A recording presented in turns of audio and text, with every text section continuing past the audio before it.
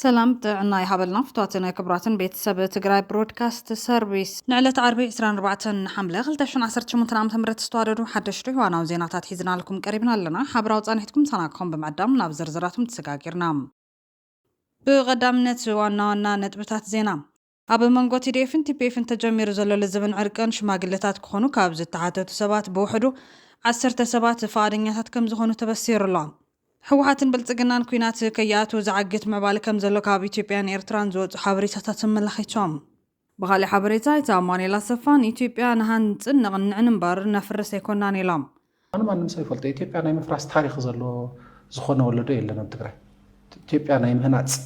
إثيوبيا نايم إقنع من تي إثيوبيا نسوات النت نايم خفال تاريخ زلو حزب تقرأ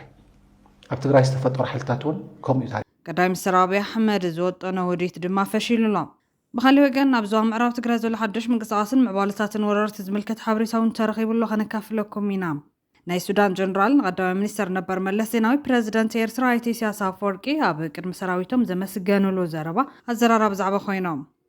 ንኤርትራ ዘግለለ ወታደራዊ ጥምረት ብስዑድ ዓረብ ብዝምርሓ 14 ሃገራት ተመስሪቶም ነዚኣቶም ካልኦት ኣገደስቲ ምዕባልታትን ሒዝና ኣለና ምሳና ጽንሖም فلما أب منغو تيديفن تبيفن تجمير زلو لزبن عرقن شماقلتات كونو كاب استحاتو سبات بوحدو 10 سبات فارنياتات كم زغون تحابيروم التجمير زلو لزبن عرقن بوليتيكينياتاتون كم زسفحوا سناداتو فليدوم تمال بحنساب كوينوم نلاو ملئت تقراي استوادو مناسين مرحتن دحرس مع سلام بزقات ما فلالي نعد حدوم ناب زيدل من قد ممرحهم نبوزحات حزينو تنحق قدايو يوخون مبار عبز حزوان تقارو مناسي جمرون مناسي TPDFن TPFن ناي مقررابن من لزابن ناي اونلاين من قصاص بوزح دقف كركب جمير الله كاب دقف مهابتو سخي كاب تساتفتكم محيش زغرب حساب مسارات التلزب امونغو TPDFن TPFن تيكونس ارقع عطوات تقارون بوليتيكينياتاتن يهون تبايلو بز تسمع معنا ألنا كبلو عفليتهم بز مسارات كاوطاين الزساسيو عبيت عدن فلطات سباتن كام بغال حاوسكا كابت كاب وررت حيلتات وطا زلو تقراي كمون كابتي اب تحت وررت زلو معراب تقراي حاوسكا بزحات كوابيتات تطقمام الله يخون مبرت مزابلت وغنات اب كم عدقرات وورو حوزين عدوا اكسوم ابي عدن كالوت كوابيتات نستطقم يلان سلازي بهزوت كابزن كوابيتات كساب سنبت علت 26 ور حمله 2018 عام تمرت كتقومون كابتم اب تحت استطاسوا ادراشان سلكن ون كتحبرنا بتحتنا نتصوع زوراي كل يلوم اللوم كاب سوني علت 27 حمله 2018 عام تمرت ناب سرع ركب مش ماقلتات كنقبرينا زاقيد كابتم اب تحت استقلت ازرخبنا يوم 10 سبات فارنياتات كوينه ملو زبالو زمنز تبقسو جمر وغنات نجيزو خلته كوميتي طايشنا مفصمت المدالينا ابزريا مقدن اب تግባራቲና ኣለና ናብ ተግባር ናብ ስራሓቲና ኣለና ኩሉ ትግራዋይ ኣብ ጎንና ክኸውን ደጊምና ንጽውዕ ሕዝውን ኣይረፈደን በመባል ማዕቀን ጥቆማ ካብ ዝኾነ ፖለቲካዊ ጸጋዕ ነጻ ዝኾነ ኣብ ረብሓ ትግራይ ግዛት ትግራይን ኣብ ውሕስና ምምላስ ተመዛበልቲ ትግራይን ዘይደራደር ንሽምግልና ፍቃደኛ ዝኾነ ምዃኑ ፍለይጠመሎም ዛጌደ ሰራዊት ትግራይን ሰራዊት ሓይል ሰላምን TDFን TPFን أرجع دوات تجارم بوليتيكية تاتن كعرقوز تتقوم شم زرزر شماغلتات بوزحات كوينم كباتهم بروفيسور جلاويدروس دجازلو دكتور تيدروس أدحانم أب دجازلو بروفيسور مدهاني تادسة أب دجازلو أبنا مرها كريستوس أب عدوش تزلو كابتن بوزحات تتقوم أكلات يوم وانا على ما زوفري أرجع TDFن TPFن أمان جودك إنه دم فساس كي كاتم داس حزن كل تجارم أب تجرا كيخون بوانو حلمن تلمن طلعت بمكان نبتنكم واتونا زغون حد نتنم زايم تجرا برودكاست أمان جو تجارم نزجبار زغون يخون للزبن عركن تبقى صار نعطي قلت بالتجمير زلوه نهار قاضلن حزب تجرا سنة فرعون مرايك وقع منتي السناداتي هنزل تبقى سبع تبقى حزوان كسر حلونون بالعلا خبرتي حتت نعركن زاتن زجبار من قصاص دما تكالنا زكالو كله كم تزعر نقلت بغال حبريتا ناي سودان جنرال نقدم منستر نبر ملس زيناوي بريزيدنت إيرترا ኢሳያስ አፈወርቂ ኣብ ቅድሚ ሰራዊቶም ዘመስገኑሉ ዘረባ ኣዘራርባ ብዛዕባ ኮይኖም السوداناوي جنرال نقدم منستر نبر ملس زيناوي بريزيدنت إيرترا ኢሳያስ አፈወርቂ ኣብ ቅድሚ ሰራዊቱ ከም ዝበማል መስኪሩሎም بريزيدنت إيرترا كبر ኢሳያስ አፈወርቂ ንሱዳን ይሓገዘን ንሓቂ ሓጊዞም ኢሳያስ አፈወርቂ ሓደ ካብቶም ንህዝቢ ሱዳን ደው ኢሎም ወጊኖም ዝበሉ ዓበይቲ መራሕቲ ኣፍሪካ እዮም ከም በዓል ኔልሰን ማንዴላ ጆሞ ኬንያታ መለስ ዜናውን ጀመል ዓብደል ናስርን ኣብ ግዜ ጸበባና ደው ዝበሉልና ክብል ይመስክሩ ዘሎም ጀነራል ሱዳን ብዛዕባ ፕሬዝደንት ኤርትራ ሎሚ ብተደጋጋሚ ዝተዛረበ ጉዳይ ንኤርትራ ካብተን ምስ ሱዳን ብምትሕባር ዝሕግዝ ዘለዎ ሃገራት ከም ግብፅን ስዑድ ዓረብን ብዝተፈለየ መንገዲ ንኤርትራ ዝሓገዛ የለን ክብል ኣመስጊኖም እዚ ምስጋና ምስ ተቀዳሚ ሚኒስትር ኢትዮጵያ አብይ አሕመድ አባን ኩናት ትግራይ አባይ ተወከልቲ ህዝብ ዘስምዖ ኤርትራ ሎም ዓመት እንተዘይትሕግዘና ነይራ ጁንታ ኣይምተሰዓረን ዝበሉን ብተማሳል መንገዲ ጀነራል አበባው ታደሰን ጀነራል መሐመድ ተሰማን ንኤርትራውያን ጀነራል ፊሊጶስን ጀነራል ሓሊባይን ኣብ ኩናት ትግራይ ዘመስገነሉ ዘነጻጽሩ ናይ ተሳኖን ሱዳናዊ ጀነራል በተማሳል መንገድን ፕሬዝዳንት ኤርትራ ኢሳያስ አፈወርቂ ከም ኔልሰን ማንዴላ ጆሞ ኬንያታ መለስ ዜናውን ጀማል ዓብደል ናስርን እንተመስግኖም ምርኣዩ ኢሳያስ ከም መለስ ዜናዊ ምስጋኑ ኣገራሙ ኮይኑሎም مما أدى بأريتريا بأن كل مواقفها هي داعمة ما بقول هي داعمة للسودان إنما داعمة للحق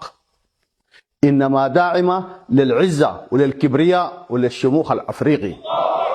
فأحيي من هنا فخامة الرئيس إسياس أفورقي من بدء التمرد القادر على بلادنا فلنتذكر جميعا نيلسون مانديلا رمز النضال الأسمر في قارتنا السمراء جومو كينياتا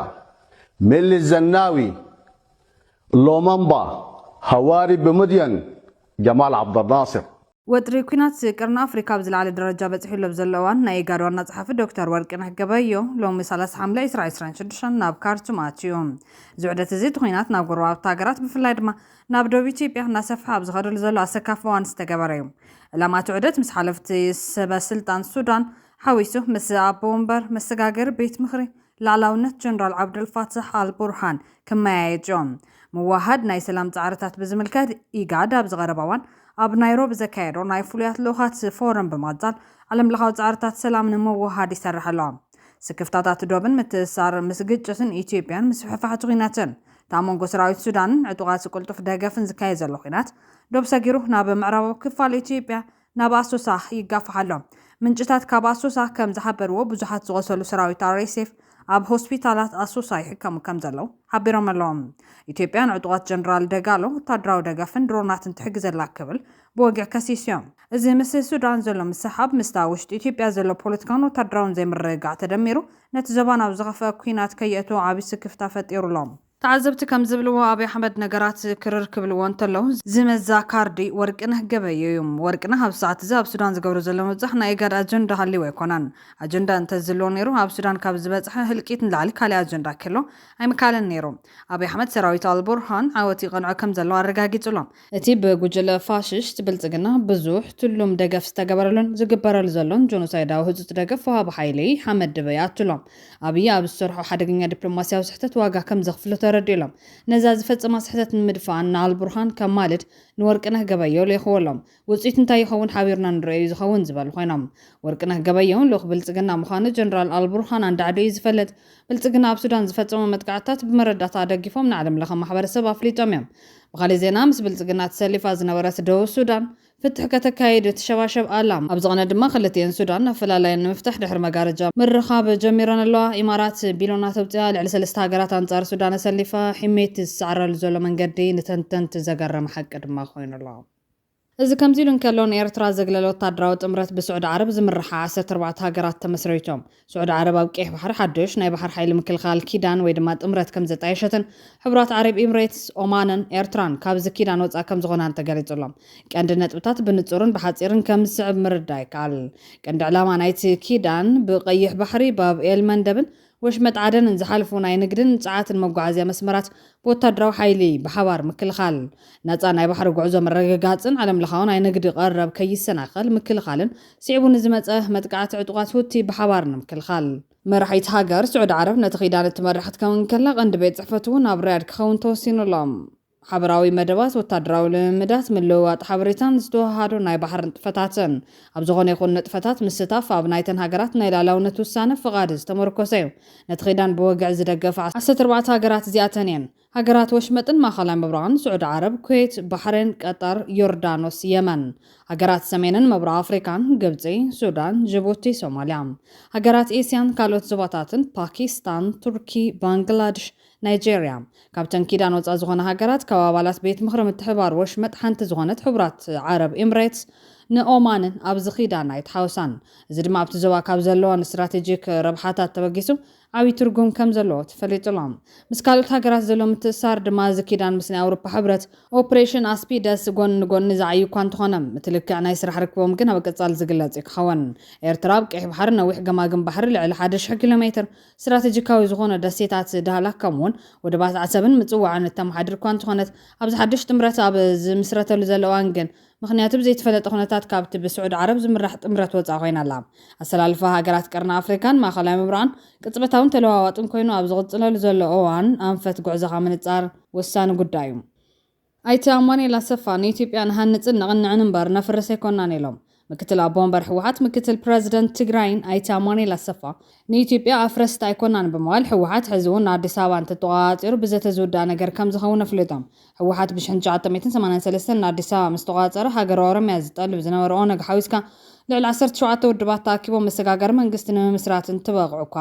ሃገርነት ኦሮምያ ክተርፍ ብምግባር ብስትራቴጂካዊ ኣጠማምታ ንኦሮምያ ዝጠቅም ንትግራይ ብቁፅሪ ህዝቢ ውሕዳት ዝገብር ምስ ኤርትራ ብዓለም ለኻዊ ዶብ ፈልዩ ንትግራይ ብጂኦግራፊያዊ ኣቀማምጣ ኮነ ትሕዝቶ ካብ ባሕርን ርእሰ ከተማ ኣዲስ ኣበባን ዘርሕቕ ሕገ መንግስቲ ተቐሪጹ ማእኸል ዝነበረት ትግራይ ወሰን ክትከውን ዝገበረ ብምባል ክውቀስ ይስማዕ እዩ ሕዚ ድማ ኣይተ ኣማኑኤል ኣሰፋ ጉዳይ ትግራይ ኮይኑ ካልኦት ከምቲ ብ1983 ዝተገበረ ሕወሓትን ኣዲስ ኣበባ ምስ ተቆጻጸረ ከም ዝውሰን ንብራኸ ሚድያ ኣብ ዝሃቦ ቃለ መሕተት ኣነፂሮም ኢትዮጵያ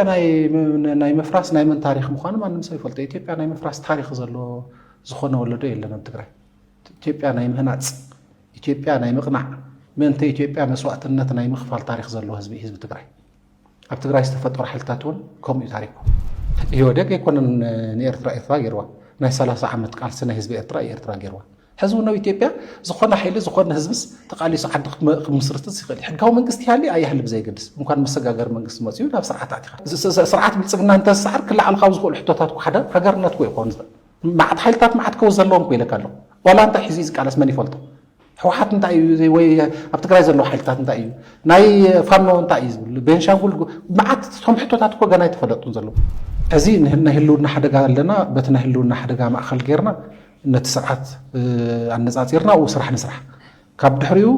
ኣብ ኣምሓራ ዘሎ ሓይልታት ድዮም ኣብ ትግራይ ዘለና ሓይልታት ዲና ኣብ ካልእ ዘሎ ሓይልታት ዝተፈላለዩ ሕቶታት እንተሃሊና ሕቶና ማእኸል ጌርና ከፊልና ንዘራርበሉ ብኻሊእ ዜና ኣብይ ኣሕመድ ዝወጠነ ውዴት ከም ዝፈሸለ ተቓሊዑም ኣብይ ኣሕመድ ኣብ መንጎ ህዝብታት ትግራይን ኣምሓራን ዘይዛረድ እምነት ንምትካል ናብ ጽንተት ትግራይ ዝጀመረ ውዴት ለምውን ብሚድያ ኣምሓራ ከቐጽሎ ፈቲኑ ብሕዚ ይፈሽል ወላ ኣብይ ንሕወሓትን ህዝቢ ትግራይን ከይፈላለየ ብሓንሳብ ንምጭፍላቕ ዝፅዕር መላኽ ኮይኑ ሎሚ ድማ ንህዝቢ ኣምሓራ መሬትኩም ክዘምቱ እዮም ታሪኻውያን ጸላእት እዮም ብምባል ሽሞም ንዘይረቑሖም ኣካላት ትግራይ ኣብ ሚድያ ኣምሓራ ክዛረብ ስራይ ኮይኖም ይኹን እምበር ዝወጠነ ውዴት ከም ዝፈሸለ ተቓሊዑሎ እዚ ድማ ሊቃን ኣምሓራ ብዝጀመርዎ ጎስጓሳት እዮም የአማራ ህዝብ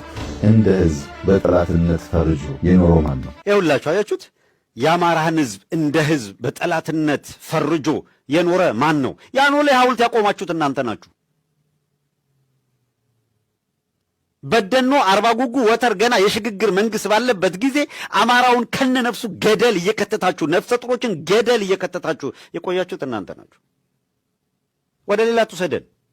ኢትዮጵያዊ አይደለንም ኢትዮጵያዊ ለመሆን እንደራደራለን ስትሉ የነበራችሁት እናንተ ናችሁ።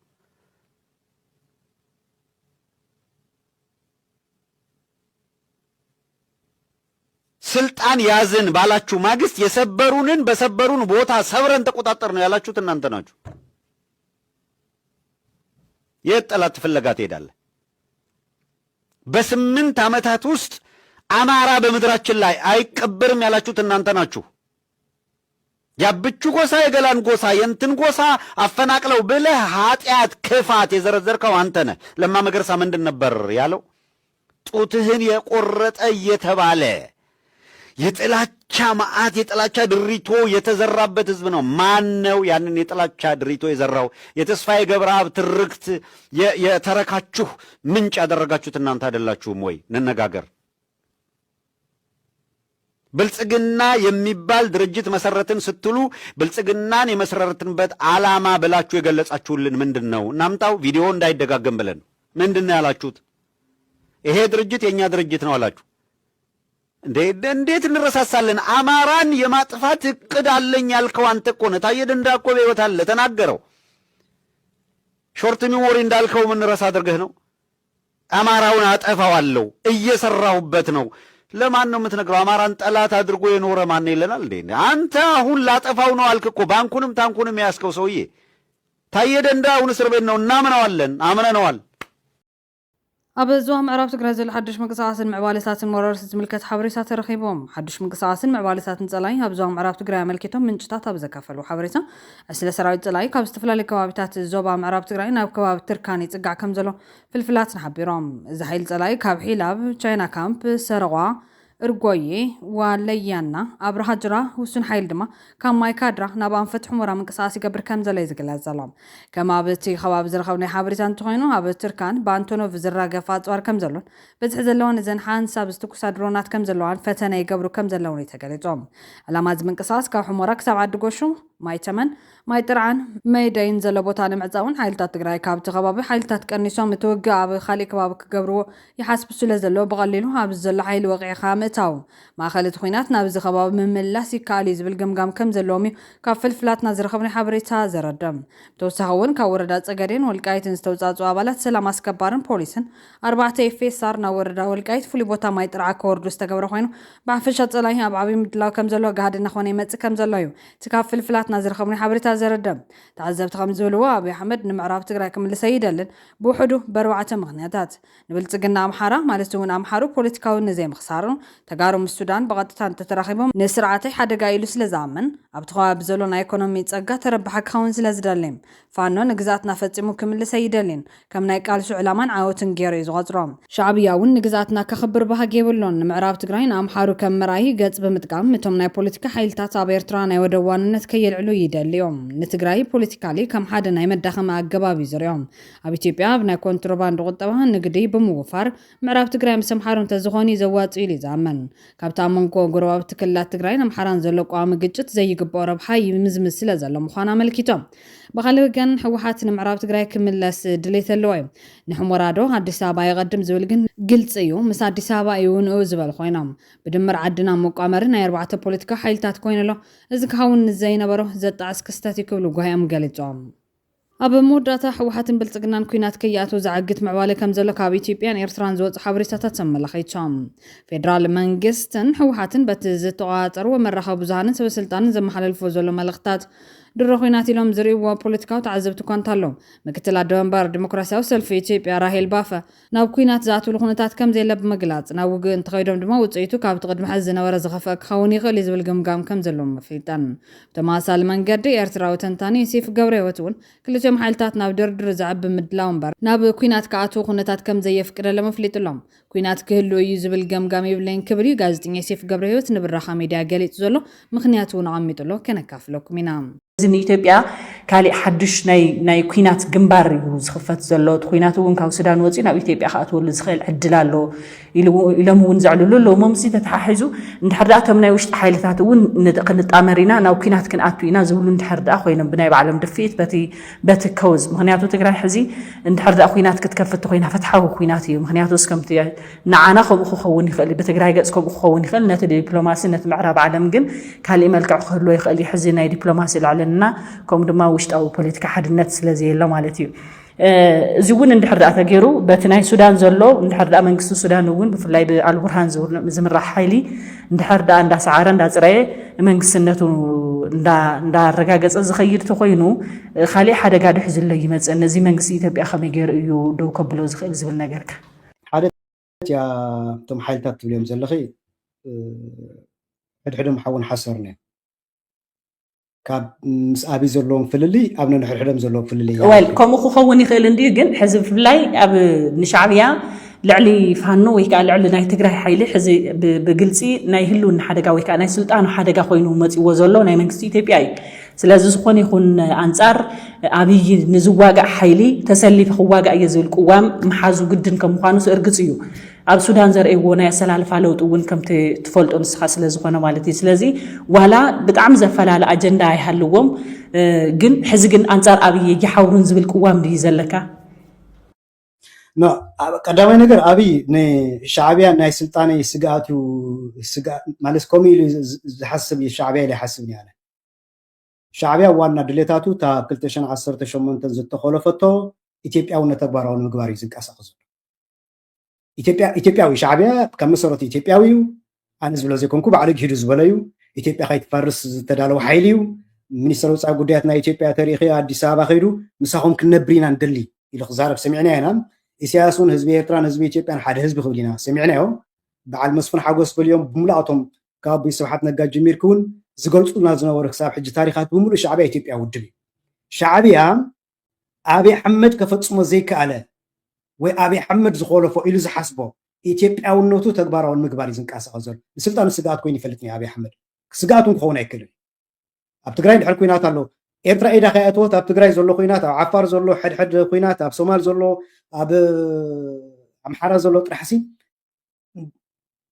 ከይሓገዝ ከይሸለል እንተረኣልክዮሲ ኣብይ ኣሕመድ ብሰላም ክነብር ኣይክእልን ተዓዲ ሻዕብያ ይፈልጥ ኢና ስጋኣቱ ክኸውን ከም ዘይክእል ኣብይ ኣሕመድ ቢዝ እንተደኣ ኮይኑ ውሽጢ ትግራይ ኣብ ውሽጢ ኢትዮጵያ ስጋኣቱ ከም ዘይኮነ ይፈልጥ እዩ ኢሳያስ ዝደልያ ዘሎ ነገር እንተያ ዝኩሉ ዓመታት ቁጠባ ናይ ኤርትራ ኣፍሲሱ ተግባራዊ ዝገበሮ ኣብ ጫፍ ኣብፅሕዎ ዝነበረ ናይ ኤርትራ ናብ ኢትዮጵያ ንምሕዋስ ኢትዮጵያዊ ኣይዲዮሎጂኡ ተግባራዊ ንምግባር ዝኮለፉ ሕወሓት እዩ ማለት ኩናት ናይ ትግራይ መፅእ ማለት እዩ መወዳእታ ኩናት ናይ ትግራይ ምስ መፀውን እቲ ኩናት እናተካየደ እንከሎ ኣብይ ኣሕመድ ነቲ ምስ ኢሳያስ ዝኣተዎ ውዕል ኣስተውዕሊ ክሒዱ ኣብ ሽሸልስ ጌታቸው ቅድሚ ሕጂ ጠቕሳ ሰሚዐ ነይረ ኣብይ ኣሕመድ ንሕወሓት ምሳይ ኮንኩም ሻዕብያ ውቕዕዎም ገና ኩናት እናተካየደ ከሎ ትግራይ እዚ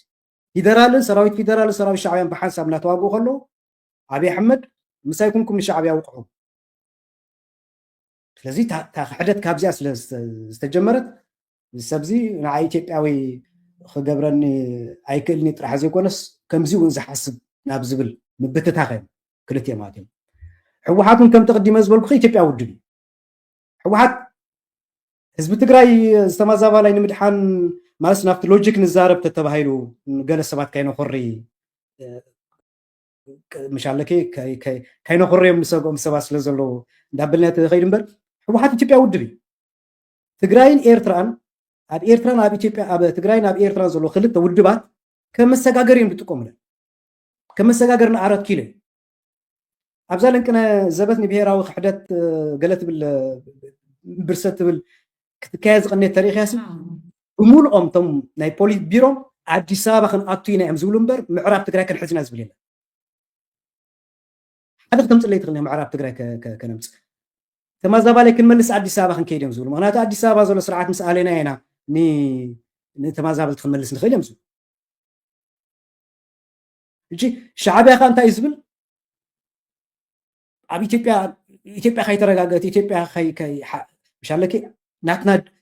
ናይ ኤርትራ ህዝባን ዕጫ ኣብ ኢትዮጵያ ዝውሰን እዩ ዝብል ክልቲኦም ውድባት ኣንፈቶም ናበይ ትልክኒ ናብ 4 ኪሎ እጂ ገለ ሰባት ካየዳናገሮም እንታይ ኣሎ መሲልክ ዝመደን ሓፍተይ ኤርትራ ሃገር እንድያ ከመይ ገይራ ናብ ኢትዮጵያ ክትምለስ እዚ ኮ ክኸውን ኣይክእልኒ ገለ ዝብሉ ሰባት ኣሎ ሃገራት ነይረን ዝተመለስ ኣለዋ እንዶ ብዙሓት ሶማሊላንድ እኮ ሃገር እያ ነይራ ወጋዓው ፍልጦ ዝነበረ ሃገራዊ ተፈላጥነት ዝነበረ ሃገር እያ እኮ ነይራ ቅድሚ 30 ዓመት ደቃ ምስ ሶማሊላንድ ምስ ዓባይ ሶማልያ ይሕሸና ኢሎም ናብ ሶማልያ መሊሶማ እዚ ቢያፍራ ናይጀርያ ኢልና ንዛረበሉ ዘለና ኮ ዝተወሰኑ ንዓመት ዲ 2 ዓመት እኮ ተንከባቢኣ ዝነበረ ሃገራት ኣፍሪቃ እኮ ፍልጦ ሂበና እየ ሃገራት ነይረን ዝተመለሳ ብዙሓት እየን ዓለም ክግንፀለ ክትብል እያ ዘይተፍቅደልካ እምበር ሃገር ነርካ ናብ ካልእ ሃገር ክሕወስ የትልካ ኣብ ውሽጢ ደቃይቃ ፍልጦ ክትበካ ትኽእል ኤርትራ ናብ ኢትዮጵያ ምምላስ ረብሓን ኣሜሪካ እዩ ረብሓን ቻይና እዩ ቻይናን ኣሜሪካን ብማዕረ ክድግፎ ይኽእላ ተረዲኽኒ ስለዚ ኢሳያስ እንታይ ይሰርሕ ዘሎ ትልኪ ከመይ ገይሩ ኤርትራ ናብ ኢትዮጵያ ይመልሳ ፀጋታት ኣጥፊዎ ኣሎ ክቃወሞ ዝኽእል ዓቕሚ ሰብ ኣጥፊዎ ኣሎ ነቶም ሃገራውያን ዝብሎም ክቃወሞ ዝኽእል ብምሉኦም ኤርትራ ናፃ ሃገር ትኮን ኣለዋ ኢሎም ዝኣምኑ ብምሉኦም ኣጥፊዎም ኣሎ ንመን ሒዙ ተሪፉ ተራኢልክኒ ብትውልዲ ኢትዮጵያውያን ዝኾኑ መራሕቲ ሒዙ ዘሎ ኣኪዶም ካዮም ዝዛረቡና ዘለዉ ንሕና ኢና ኤርትራውያን እንድሕር ከምኡ ኮይኑ ዳ ኣብዩ ኮ ሕዚ ብግልፂ ኣብ ኤርትራ ስርዓታዊ ለውጢ ከምፅእ እኮ ይብልን ዘሎ ማለት ኤርትራ ሲ ሃገር ምዃና እውን ማለት ሕጋዊ ዘይኮነ ብስግግር መንግስቲ እዋን ስለ ዝኾነት ላዕላዊት ሃገር ወይ ከዓ ላዕላውነት ኣይንቕበልን ዝብል መትከል እዩ ዘሎ ስለዚ እንድሕር ከምኡ ኮይኑ ሕዚ ደኣ ጥጡሕ ባይታ ደኣ ኣቕሪቡለይ እኒሄ ንሻዕብያ እንድሕር ዳ ሻዕብያ ናብ ኢትዮጵያ ኣትዩ ሓንቲ ክልል ወይ ከዓ ሓንቲ ተኣሽሙ ኮይኑ ክቕፅል ሓንቲ ኣካል ናይ ኢትዮጵያ ኮይኑ ክቕፅል ተዝደልስ ብሰላማዊ መንገዲ ዘይገብሮ ንምንታይ ምስቶም ዓመፅቲ ወይ ከዓ ሻዕብያ ዝመርሓ ኢትዮጵያ ትኮን ኣለዋ ኣብ መንጎ ኣብይን ኣብ መንጎ ኢሳያስ ዘሎ ፍልል ይኩን ናይ ስልጣን እምበር ናይ ኢትዮጵያውነት ኣይኮነ ክልቲኦም ዝሰማምዑ ከ ኢሳያስ ጠሚዝ ሓድር ህዝቢ ባንዴራ ስለ ዝገበረ ትርጉም ኣለዎ ማለት ኣይኮነን ኢሉ ኣጊዱ ህዝቢ ኤርትራን ህዝቢ ኢትዮጵያን ድማ ሓደ ህዝቢ ምዃኑ ነጊሩ ኣብይ እውን ኤርትራ ላዕላዊት ሃገር ከም ዘይኮነት ብዘይሕጋዊ መንግስቲ ከም ዝኸደት ኣካል ኢትዮጵያ ከም ዝኾነት እዩ ዋላ ብካርታ ከይተረፈ እዩ ዘርእየና ዘሎ ለዚ ኣብ መንጎ እዞም ክልተ ኢትዮጵያውያን ሓይልታት እንታይ ይፍልል ይተልክኒ መንመርሐ እዩ ኣብ መንጎ ኣብይን ኢሳያስን ጥራሕ ኣይኮነን ኣብ መንጎ ኢሳያስን ኣብይን ሕወሓትን ንኢትዮጵያ መንመርሐ እዩ ዘሎ መን ኣብ ስልጣን መፀ እዩ ዘሎ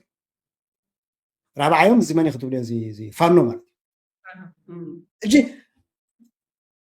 ኣብ ኤርትራ ዘሎን ኣብ ትግራይ ዘሎን ሓይሊ ወላ እዚ ፅምዶ ትብልዮ ዘለኹ ኢትዮጵያ ከይትፈርስ እኮ ፅምዶ ትግራይ ከይትፈርስ ኣይኮነን ኤርትራ ከይትፈርስ ኣይኮነን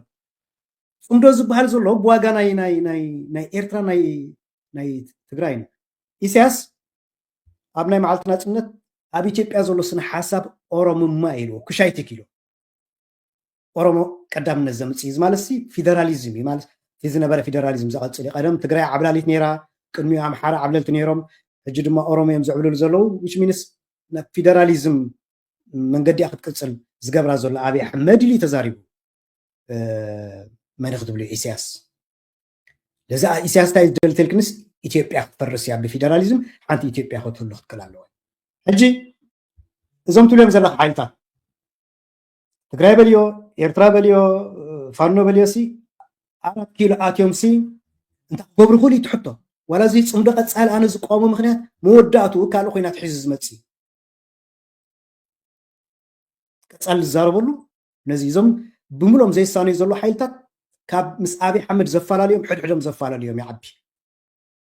ንምንታይ ዳ ናብ ኣብይ ሓመድ ኣተኮረ ገይሮም ዘለዎ ተልክ ግን ኣብይ ሓመድ ኣብ 4 ኪሎ ስለ ዘሎ ጥራሕ ካብ ጉዳይ ኣብይ ክትፍታሕ ኢሎም ስለ ዝኣመኑ እዩ ዝክሬቱ ኮንክ ናይ ፋኖ ናብ ትግራይ ክኸትት ከሎ ኣይ ሕወሓት ጥራሕ ነጥፍ እምበር ናይ እዚኣቶምስ ገብሲ እዩ እዚኣቶምስ ብዙሕ ግዜ ወስዱልናኒ እዩ ዝብል ነይሩ እዚ ማለት መን ክትብልዮ እዚ ኢሳያስ እውን ተመሳሰል ነይሮ ኣይ እታ ኢትዮጵያውነት ኣፅኒዕና ክንቅፅል እንተደኣ ኮይና ስኻት መርሓና እንዲሁ ክብሎ ሰሚዕናዮ ስኻት መርሓና ማለት እቲ ሻዕብያ እውን ጉሒፍካ ማለት ኣይኮነን ኦፍኮርስ ሻዕብያ ኣካል ናይቲ ፖለቲካዊ ሓይሊ ጌርካ መርሓ ክኾን ክኽእል ኣለዎ ለዚ ሻዕብያ እውን እንታይ ኢሉ ኣይ እዛ ትብላ ዘለካ ኢትዮጵያ ተግባራዊት ክንገብራ ኣነ ንስኻ ንሓልማ ዘለና ኢትዮጵያ ተግባራዊት ክንገብራ መጀመርያ ሕወሓት ክጠፍእ ክኽእል ኣለዎ ኢሉ ፋኖ ሕወሓት ክጠፍእ ክኽእል ኣለዎ ኢሉ ቀዳማይ ዝነበረ ታርጌት መቐለ እዩ ነይሩ መቐለ ዘሎ ሓይሊ እንተ ደኣ ኣዳኺምካዮ 4 ኪሎ ምቁፅፃር ቀሊል ነይሩ ሕጂ ብሰዓት እዚ ኩላቶም ዝተዳኸሙ ሓይልታት ተኣኻኺቦም እዮም 4 ኪሎ ንቋፀርሞ ብድሕሪኡ ገለ ወልድያ ይበፅሑን እዮም ተተሓሒዞም ኩሎም ሓይልታት ከምዚ እናተሓላለኻ ለውጢ ክተምፅእ ይትኽእልን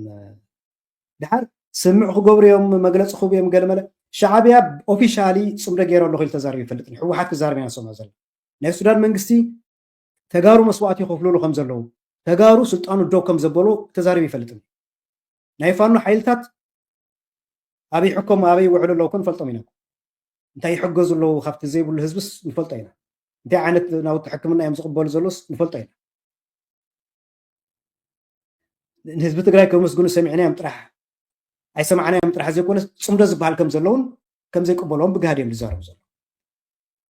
ስለዚ ሕቲ ዓንቶ እዩ ዝበልኩ ኸያ ሕወሓት እንታይ እዩ ዝደሊ ዘሎ ፅምዶ ፈጢሮ ኣለኹ ሕጂ ምስ ሻዕብያ ምስ ኦነግ ምስ ሱዳን ካ ይመፃካ ኣለኹ ገለመታት ኢልካ ተሃዲድ ትገብረሉ ነቲ ማእኸላይ መንግስቲ ፃዕፀ ትገጥር ፖለቲካ ውፃጥ ሽዑ ፍታሕ ይመፅእ እዚ ዝወደቐ ስትራቴጂ ትክክል ኣይኮነ እንጂ እዞም ሓይልታት እዚኣቶም ኩናት ወሊዖም ከምቲ ዓንቶ እዩ ዝበልኩ ማለት ሕወሓት ንህዝቢ ትግራይ ከድሕን እየ ዝዋጋእ ዘሎ ክብል ክእል እዩ ፖለቲካዊ ሃልኪ ኣብ ኤርትራ ዘለዎም ከምኡ ቅሳነስ ተሳእልና ንሕና ኣብ ኤርትራ ከምዚ ኢላ ዝወደቐት ምክንያት ኢትዮጵያ ትበሃል ሓይሊ ስለ ዘላ ወይ ከዓ ባሕርና ዝወርር ስርዓት ስለ ዝመፀ ገለ ዝብል ምክንያት ክበ ይኽእል እዩ መወዳእታ ግን ዜሮም ናብታ ኢትዮጵያውነት እዩ ንሕና እንታይ ንግበር እያ ፅምዶ ክገብሮ ዝግባእና ንሕና እንታይ ኣለ ሓቀኛ ትግራዋይት ኮይኑ ሰብ ህዝቢ ትግራይ ክድሕን ዝደሊ ሰብ ተላልዩ ፅምዶ ክድግፍ ኣይክእልን ምክንያቱ ፅምዶ ኢትዮጵያ መድሕን ንኤርትራን ኣብ ኤርትራን ኣብ ትግራይን ዘሎ ህዝቢ ከተድሕኖ ትደሊ እንድሕር ኣለካ ኮንካ ብሄራዊ ተሓሳስባ ኣለካ እንተ ደኣ ኮይኑ እዚ ኤርትራን ኣብ ትግራይን ዘሎ ህዝቢ ክድሕን ኣለዎ ኢልካ ተኣምን እንተ ደኣ ኮንካ ኦኬ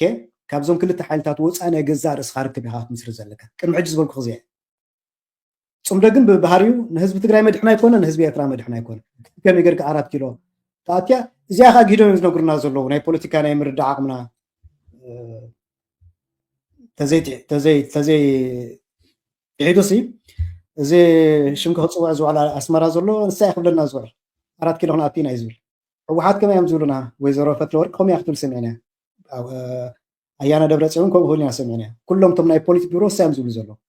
ፋኖ ከንታይ ይብላ ኣሎ ቴልኪ ብምዕራብ ትግራይ ኣደራደርኒ ንቅድም ግን 4 ኪሎ ክኣቱ ክኽእል ኣለኒ እዩ ዝብል ናይ ማሬ ኣስረስ ማሬ ኢንተርቪው ስምዑ የሎ ማለት እዩ ነዚ እንታይ ዝበሃል ዘሎ ሕጂ እዚኣ እታ ዘላ ሃዋው እንታይ ክትገብር ትኽእል ካብዚኣ ነፂርካ ወይ ኣብይ ዝያዳ ፖለቲካዊ ዓቕሚ ኣለዎ ሕጂ ምክንያቱ ረእይዎም እዞም ሓይልታት እዚኣቶም መንግስቲ ከፍርስ እዮም ዝመፁ ዘለዉ መንግስቲ ከይፈርስካ ሃየ ዓለም ተሓባበሩ ናብ ዝብል ደረጃ ወሪዱ ኤውሮጳዊ ሕብረት መንግስቲ ኣሜሪካ ኣፍሪቃዊ ሕብረት ኣብ ጎኖም ከም ዝስለፉ ኣጊሮም ኣሎ ዲፕሎማሲ እንድሕር ወዲእካ ቁጠባዊ ዓቕምታትካ እንዳተዳኸመ ከይዳ ኣሎ ኮይኑ ክልል ኣምሓራ ተዳኺሙ እዩ ክልል ትግራይ ተዳኺሙ እዩ ኤርትራ ከም ክልል ሕሰብያ ተዳኺሙ እዩ ሶ ክትገብሮ ትኽእል ነገራት ዘሎ ይመስለና ንልዕሊ ኩሉ ፖለቲካዊ ሓይሊ እዩ እዚ ዓለም እዚ ዲፕሎማስያዊ ሓይሊ ይስራሕ ዲፕሎማስያዊ ሓይሊ ምናልባት ኣብ መሬት ዘሎ ነገር እንድሕር ደኣ ዘይኸውን ኮይኑ ከምኡ ኢሉ ስቕ ኢሉ ንኣብየ ጥራሕ ምድጋፍ ክዕውቶ ይኽእል ዶ ምናልባት ሕዚ እቲ ናይ ወታደራዊ ምንቅስቃስ እንዲ ክኸውን ዝኽእል ቅድሚ ሕዘፍቲ ናይ 2013 እዞም ሓይልታት እዚኣቶም ሕዚ ተበታቲኖም ዘለዉ ትግራይ ብሂናብ ዝነበረትሉ እያ ናብ መሬት ለውጢ ተምፅእ ነይራ እቲ ናይ ትግራይ ናይ መሬት ናይ ወትድርና ምንቅስቃሳት እውን እዩ ናብቲ ዲፕሎማሲ ናብቲ ድርድር ናብቲ ካሊእን ከምኡ ድማ እቶም ሓይልታት ፋሕፋሕ ንኽብሉን ዕድል ዝፈጠረ ስለዚ እዞም ሓይልታት እዚኣቶም ልክዕ እቲ ጥምረት ንሱ እንድሕር ዳ ኣምፂኦም ምናልባት ሕዚ ኣንፃር ኣብይ ቀዳምነት ንህቦ እዩ ኣልፋ ኦሜጋ ንሱ እዩ ስርዓት ለውጢ ክነምፂ ናብ ኢትዮጵያ ዝብል ቅዋም እንድሕር ዳ ሒዞም እሞ ከዓ እንድሕር ተተበጊሶም ምናልባት ምዕራባውያን ጥራሕ ንኣብይ ስለ ዝደገፍዎ ለውጢ ክመፅ ይኽእል እዩ ብከምኡ ማለት ኣብይ ሳስቴን ክገብር ይኽእል ድዩ ስልጣኑ ዝብል ነገር ሓደ ሕቶ ከልዕል ካብኡ ከዓ እዚ ምናልባት ሕወሓት ናብ ኣዲስ ኣበባ እያ ዘመርሕ ክትብል ከላ ናይ ስትራቴጂ ዕላማ ዕላው ክትገብር ከላ ምዕራብ ትግራይ ይኹን ካልኦት ኣብ ትግራይ ዘለዉ ግዝኣታት ምምላስ بحيلها مملاس بحيلها ممنطال እውን ስለ ዝኾነ ትግራይ ኣብ ማለት በብእዋኑ ዝውሉ ኹይናታት ናብ ውሽጢ ኹይናት ተሸሚማ ንኽትነብር ዳ እምበር ሓራዝ ውፅእ ኣይኮነን ወይ ከዓ ስምምዕ ዘእቱ ኣይኮነን ስለዚ ኣብ ኢትዮጵያ ከይደ ስርዓታዊ ለውጢ መፅኡ ወይ እውን ሓድሽ ምትዕርራይ ንኽግበር ወይ ከዓ ፌደሬሽን ብትኽክል ንኽትግበር ፃዕሪ ክገብር የመዋል ከም ጌጋ ድዩ ክረአ ዘለዎ ሕዚ ሃገር እየ ዝደሊ ክትብል ከላ እቶም ሕዚ ተፈላለዮም ዘለዎ ሓይልታት ናይ ኣንጻር ኣብይ ዝገብርዎ ቃልሲ ገዲፎም ኣንጻር ትግራይ ንኽስለፉ ዕድለ ይፈጥር እንዶ ነይሩ ሕዚ ካብቶም ዘለዎ መማረፅታት ወሲድካስ ትግራይ ዝወሰደቶ መማረፂ ናብ 4 ኪሎ ከይደ እየ ምናልባት ስርዓት ለውጢ ዘምፅእ መዋላ ተሓደጉ እዩ ዝዛይድ ነይሩ ሃገርነት ተትብል ሕዚ ከዋፅእ ነይሩ ወይስ ኣብ 4 ኪሎ ከይደ ለውጢ ከምፅእ ስርዓታዊ ለውጢ ከምፅእ ሞ ድሕሪኡ ክሪኦ መዋል أبي إذا أدانش عبّة بس إن أخذت منك حدا جزاسي هاجر نحدل يمكو حق من كسلو بجيركم كيلو كيلا. يا نسو تخينات زت تمثيل منا 4 كيلو زتقع خمسلهم كله يوم تمكم عينت قام قطع زت كمنبر تم جنس قال دبر برهان بتصحى مستبهله دسي مسبصحى يومكم إلى دسي مسبصحى خدي اليوم إلى جي حوحات زي قبلان بمنم تعمل حوحات قبلها كني تقراي كما هاجر كوين الحوحات يتوقعنا إيرترا الشعبية بقعتهم ناقش انزياتهم سي كم زي تقراي إيرترا كشنو غينا ننزل رايهم نخل اليوم لا حوحات إثيوبيا زاكل ما حضر نيرو موداتنا بتقراي تراح ممصو زي مدن حتى يكم تعزو صديقي دبر برهان زي بصح سراوي تقراي تخويني تمسو ترى الكني سراويتنا ناي بلصقنا عقم سلازنور الدفيو وي درون سعوديين مصين قدمي يكون يري درون تخويني كاب دبر برهان تمليس شعكو حوحات اذا حجت غبر زلا غيران يرا فيدرالاوين حيلتا زبال اكيباتهم يرا عفارتا اكيبو دو قلملتا زبالو نيا حرخ يترف قلت اخيبهم يرا منقص قيمهم يرا اذا حجت غبر زلا اذا حجت صمد زبال زلو شو حوحات جميرات اوكي انت علامهم مستبهل منقص خنقير توهيل هاجرهم حارس بعالم يتقبلون زي كاب دبر برهان زي تملس سراوي تግራይ ሰራዊትና ይብልጽግና ሓይልን ዓቕሚ ስለ ዝነበረ ኣይኮነን መሊሶ አንቱ ይዝበልኩ ዲፕሎማሲያዊ ናይ ማሕበረሰብ ዓለም ዓቕሚ ዲፕሎማሲ ፃውጢ ካብ ኩናት ንላዕሊ ወሳኒ ታራ ዓቕሚ ኣለዎ ዝበልኩ ነዚ ክምለሶ ከለዎ ግን ነታ ዲፕሎማሲ ተኸቲሉ ኣብይ ኣሕመድ እንታይ ዓይነት ዕንወት ኣብፅሑ ኣብ ትግራይ ንስ ክትፈልጥ እየ እዩ ኣብ ልዕሊ ሰራዊት ትግራይ እንታይ ዓይነት ዕንወት በፂሑ ካብ ደብረ ብርሃን ስጋብ መቐለ ንስ ክትፈልጥ እየ እጂ ምዕራብ ትግራይ መሓዝ ተዝኸውን ነይሩ ሽዑ ግን ህዝባዊ ዕላማ ኣለኪ ህዝባዊ ተቐባልነት ኣለኪ ዲፕሎማሲያዊ መክሰብ ኣለኪ እቲ ደብረ ብርሃን ዝበፅሕ ሓይልስ እንተወሓደ ናብ ምዕራብ ትግራይ ገፁ ኸይ ነይሩ ተዝኸውን ደሴ ምስ በፅሕኺ እንተ ደኣ ክትግንፀሉ ትኽእሉ ኢኹም ዝብል ኣፋፍኖ ትርኢ ካብ ማእከላይ መንግስቲ ናይ ምውጋዕ ዓቕሙ ተዳኺሙ ስለ ዘሎ ብምዕራብ እንድሕር ተቑሲ ከፊትክሉ ገሪፍል ክወፅእ ክእል እዩ ምክንያቱ መሬትኪ ናብ ኣዲስ ኣበባ ገፅክ እንተ ደኣ ከይድከ ግን ንስልጣኑ ክብል ኣሎ ዝበሃል ዋጋታት ክኸፍል ይኽእል እዩ ስለዚ ከም ዝቐደሙ ጌጋታት እዮም ሕጂ እውን ዝድገሙ ዘለዉ እየ ዝብል ዘለካ ኣነ ናይ ትግራይ ሕጂ እውን መፍትሒ እንታይ እዩ ናብ ኣንዲና ክንመፅእ እታ መፍትሒ እንታይ እያ ትግራይ ፋሕ ዘበለቶ ዲፕሎማስያዊ ዓቕማ ወተሃደራዊ ዓቕማ ናይ ህዝቢ ዓቕማ ሓድነታ ክትመልስ ክትክእል ኣለዋ ዊች ሚንስ ኣብ ትግራይ ዘሎ ደብረፅዮን ዝመርሖ ይኹን ሕወሓት ዝመርሖ ሓይሊ ክእለዩ ዘይኮኑ ዘለዎምስ ነቲ በታቲኖሞ ዘለዎ ዓቕሚ ዋላ ኣብ ኣዲስ ኣበባ ከይዶም ዝፃረፎም ዘለዎ ካይተረፍ ዓዲሞም ንዑ ድሕንነትና ንምከር ክብሉ ክብሉ ንዑ እስኪ መዋፅና ንድለ ክብሉ ክብሉ እዚኣ እንተ ደኣ ገይሮም ተበቲኑ ዘሎ መንእሰይ ክዓስሎም ይኽእል ምክንያቱ ቀዳምነት ሰሪዐ ዘለኸ ህዝብን መሬትን ተኻለይቲ ካብቲ ኢትዮጵያውነታት ተሓሳስባ ወፂኦም ናብ ናይ ትግራይ ናሽናሊዝም ክምለሱ ክኽእሉ ኣለዎም ሕወሓት ክገብሩ ኣይክእሉ እዮም ግን ኣትሊስት ከምኡ ዓይነት ምክሪ ክወሃቦም ክኽእል ኣለዎ እንተ ደኣ ማለት ዝሰምዑ ኮይኖም ኢትዮጵያ ማእከል ምግባር ኩሉ ግዜ ጥፍኣት ከም ዝዕድም ክትዕወት ከም ዘይትኽእልሲ ክርድኦም ክኽእል ኣሎ ህዝቢ ትግራይ ትሒዞም ጥራሕ ንዑ እንደ መድን ሓፍተ እዚ ካብ ኣዲስ ኣበባ መፅኦም ኣብ ትግራይ ምስ ኣተው ብሂወቶም ክተርፉ ዝኽኣሉ እኮ ህዝቢ ትግራይ ስለ ዝሓዙ እዚ ኩሉ መንእሰይ ዋጋ ዝኸፈለ እኮ ስለ ዝፈተዎም ኣይኮነን ክብሪ ናይ ትግራዋይነት ከይድፈር መን ኮይኑ ኣብይ ኣሕመድ ብቢጫ ሄሊኮፕተር ንሓደ ዋላ ገበነኛ ይኹን መን ኮይኑ እዩ ዝወስዶ ዝብል ኒሕ ዝፈጠሮ እዩ ኣድሒንዎም ሕጂ እውን እቲ ህዝቢ ጥራሕ ከም ዘድሕኖም ገና ኣይተረዱን 4 ኪሎ እዩ ዘለዎ ሓሳሶም ብጣዕሚ እዩ ዝብልክኒ ኩሎም ሓይልታት ብሓባር ኮይኖም ንትግራይ ገጢሞም ማሲ በይና ኮይና ከማን መኬታት እያ ሕጅስ ዝብል ኣመላኽታው ናብ ጌጋ ኮይኑ እዩ ዝረአየኒ ከመይ ተልክኒ ኣብ ዝሓለፈ ናይ 2 ዓመት ኩናት ህዝቢ ትግራይ ተኣምር ዝሰርሐ ሰራዊት ትግራይ ተኣምር ዝሰርሐ እንተወሓደ 30 ዓመት ዋላ ብድኹም ይኹን ተሃኒፁ ፀንሐ ቁጠባ ስለ ዝነበረ እዩ 30 ዓመት ብፍላይ ኣብተን መወዳእታ ዝነበራ ናይ መንነታዊ ቃልሲ ትዝክር እየ እንተ ደኣ ኮንኪ ስምዒት ብሄራውነት ስምዒት ዝነበራ ቅድሚተን ኣብ ናይ ቄሮ ወዲ ስምዒታት እውን ይትረፍዶ ኣብ ውሽጢ ትግራይ ዝነበረስ ካብ ዲያስፖራን ካብ ኣዲስ ኣበባን ከይተረፈ መንእሰይ ናብ ውሽጢ ትግራይ ይስሕባ ነይረ ኣስተውዕል እየ ክዝየ